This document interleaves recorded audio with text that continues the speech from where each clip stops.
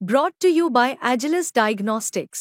Health test की बात आती है तो मैं भरोसा करता हूँ India largest diagnostics company Agilus diagnostics. खुद को टेस्ट करते रहो। देश के सबसे बड़े धार्मिक स्थान तिरुपति बालाजी के प्रसाद में पाप वाला घोटाला उजागर होने से सनसनी मची है। आंध्र में चंद्रबाबू नायडू ने दावा किया है कि जगनमोहन रेड्डी के राजपाट में जानवरों की चर्बी से बालाजी का प्रसाद लड्डू बनता था। जगनमोहन रेड्डी पर हिंदू धर्म का अपमान, आस्था को ठेस, भक्तों की भक्ति से खिलवाड़ जैसे गंभीर आरोप लग गए हैं। जगनमोहन सारे आरोपों को झूठा, मनगढ़ंत बता रहे हैं, लेकिन माहौल ऐसा है जगन की सुनवाई नहीं हो रही।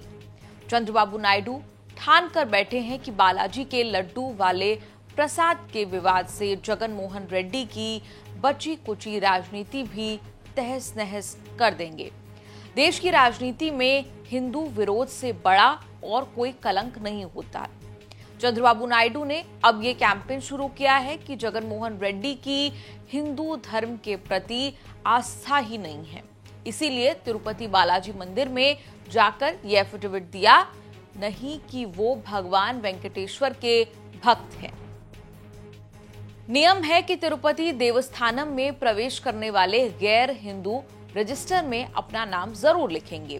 तिरुपति बालाजी में दर्शन करने के लिए जाने पर एक एफिडेविट देना पड़ता है कि भगवान वेंकटेश्वर के भक्त हैं। नायडू ने मिसाल दी कि ऐसा सोनिया गांधी और एपीजे अब्दुल कलाम ने किया था, जगनमोहन रेड्डी ने क्यों नहीं किया।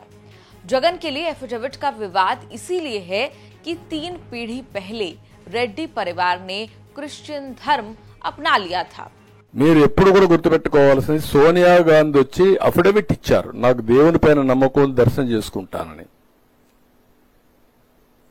Abdul Kalam president of India ఒక అఫిడవిట్ ఇచ్చాడు, నేను వెంకటేశ్వర స్వామి పైన నమ్మకం ఉంటుంది, నేను దర్శనం చేసుకుంటాను. వాళ్ళకంటే గొప్పోళ్ళ మీరు? ఎందుకు ఇవ్వలేదండి? ప్రతి ఒక్క దేవాలయానికి కొన్ని ఇవి ఉంటాయి, సాంప్రదాయాలు ఉంటాయి, కొన్ని ट्रेडिशंस आचाराలు ఉంటాయి। जगन आज जिस सवाल से घिरे हैं वो विवाद करीब 12 साल पुराना है। 23 सितंबर 2020 को बैंगलोर मिरर ने एक रिपोर्ट प्रकाशित की जो जगन मोहन रेड्डी के तिरुपति बालाजी मंदिर में पूजा करने पर थी। 2009 के बाद कम से कम 5 बार जगनमोहन बालाजी के दर्शन करने आए, हर बार ये विवाद होता रहा। रिपोर्ट के मुताबिक जगन के मंदिर आने पर बीजेपी, टीडीपी और कई हिंदू संगठनों ने कड़ा विरोध जताया था। 2012 में जगन के एफिडेविट का बवाल खड़ा होने पर जगन ने मंदिर प्रशासन से कहा था कि 2009 में ही उन्होंने ऐसा एफिडेविट दे दिया था, बार बार देने की जरूरत नहीं। 2019 से जगन मोहन सीएम बन गए। 2020 के दौर के समय तिरुमला देवस्थानम, टीटीडी और आंध्र सरकार ने स्थिति साफ की कि सीएम को ऐसा एफिडेविट देने की जरूरत नहीं। यहां हो गया एक और बड़ा राजनीतिक खेल। जब चंद्रबाबू नायडू जगन मोहन की भगवान वेंकटेश्वर की आस्था पर सवाल उठा रहे थे, तब उन्होंने लिया सोनिया गांधी और अब्दुल कलाम का नाम। चंद्रबाबू नायडू ने दावा किया कि जो एफिडेविट देने के लिए जगन मोहन राजी नहीं थे, वही एफिडेविट सोनिया गांधी और अब्दुल कलाम ने दिया था। दोनों ने एफिडेविट पर साइन करके कहा था कि वो भगवान वेंकटेश्वर के भक्त हैं। सोनिया गांधी ना तो भारतीय मूल की नागरिक हैं, ना हिंदू। इटली की नागरिक सोनिया गांधी राजीव गांधी से शादी के बाद भारतीय नागरिक बनी, हिंदू रीति रिवाज का पालन करने लगी, लेकिन बीजेपी ने गांधी परिवार के धर्म पर हमेशा सवाल उठाए। आज भी राहुल गांधी मंदिर जाते हैं तो बीजेपी चुनावी हिंदू बोलकर हमला करती है। चंद्रबाबू नायडू ने न जाने अनजाने सोनिया गांधी का नाम लेकर ये सर्टिफिकेट दे दिया कि सोनिया ने तो लिखकर दिया है कि वो भगवान वेंकटेश्वर की भक्त है। तिरुपति बालाजी हिंदू आस्था के प्रतीक हैं। जगनमोहन रेड्डी क्रिश्चियन धर्म को मानने वाले हैं। राजनीतिक कारणों से वो क्रिश्चियन कम, हिंदू ज्यादा दिखने की कोशिश करते हैं। मंदिरों में आते जाते रहे, पूजा पाठ करते दिखे।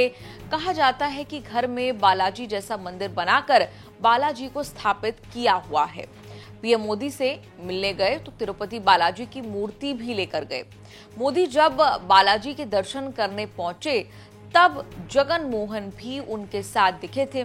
फिर भी नायडू ने चक्रव्यूह ऐसा रचा कि जगन मोहन हिंदू विरोधी घोषित हो रहे हैं।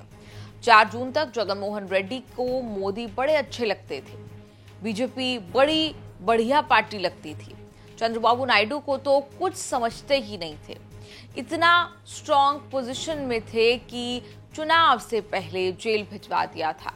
4 जून को सब ऐसे पलटा कि सत्ता, राजपाट, किस्मत, बीजेपी सबसे धोखा मिला।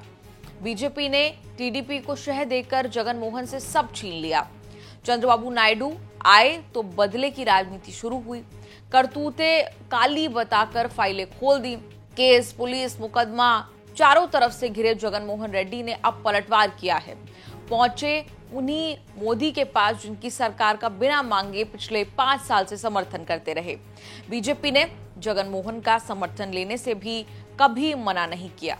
लेकिन जब चुनाव पास आए तो कहने लगे कौन जगन मोहन नहीं, अब मोदी के करीबी हैं चंद्रबाबू नायडू, जिनके हाथ में बीजेपी की अल्पमत वाली सरकार की चाबी है। जगन मोहन रेड्डी को कुछ नहीं सूझा तो उन्होंने मोदी को चिट्ठी लिखकर कहा कि चंद्रबाबू नायडू ने सरासर झूठ फैलाया है। राजनीतिक मंशा से फैलाया गया झूठ है जिससे दुनिया भर के हिंदू भक्तों की भावनाओं को ठेस पहुंचेगा। जगन ने पीएम से अपील की कि नायडू को फटकार लगाइए और सच्चाई उजागर करिए।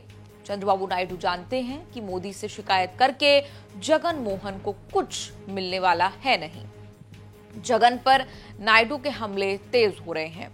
सवाल ये है कि ये हमला कब तक चलेगा और जगन मोहन रेड्डी को कहां तक ले जाएगा। तमाम खबरों के लिए आप देखते रहिए न्यूज़ तक।